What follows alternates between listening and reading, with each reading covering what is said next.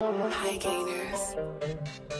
Eu nu am chef de glume, dar se pare că tu ai numai tu glumi cu mine. Știi că o faci groasă, ia stai în banca ta, ia și taci în căcat și nu mai vorbi, ia de ce stai ca o putoare proastă care stă numai în casă?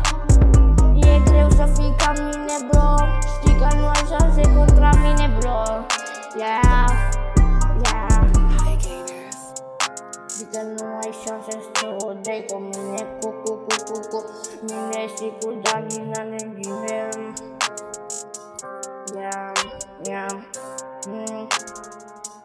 Sunt fulger, mă pune și ea vine cu o buchetin. Ea vine cu o mașină care e Dacia Logan. Tu nu poți să stai cu mine împreună.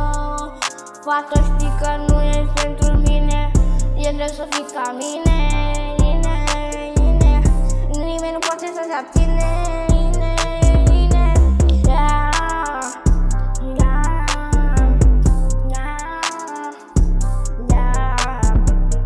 Știi că nu poți să fii ca mine. De ce ești putoare proastă care stă numai în casă? Eu muncesc pentru viitorul meu, iar tu stai în casă. Ești o putoare proastă care stă numai în casă. Eu muncesc pentru viitorul meu, dar tu stai ca o putoare proastă și stai numai în casă. Ție nu ți-e rușine, tu nu vezi cum arăți, frate. Ești în haine rupte, frate. Eu sunt îmbrăcat în Gucci. Mor fetele după mine, Știi că nu o dai cu mine, nu o dai cu alții bine.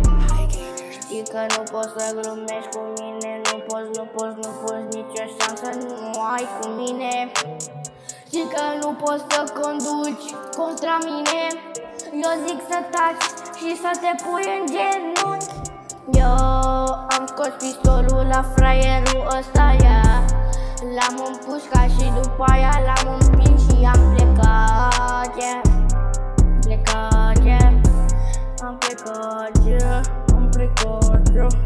În fața mea se pune. Tu crezi că poți să mă bați? Știi că nu ai nicio șansă, frate. Eu zic să stai calm. Degeaba ești tu un sclav, pentru că ești mare sclav. Toți vlogării se droghează pe la Mercedes.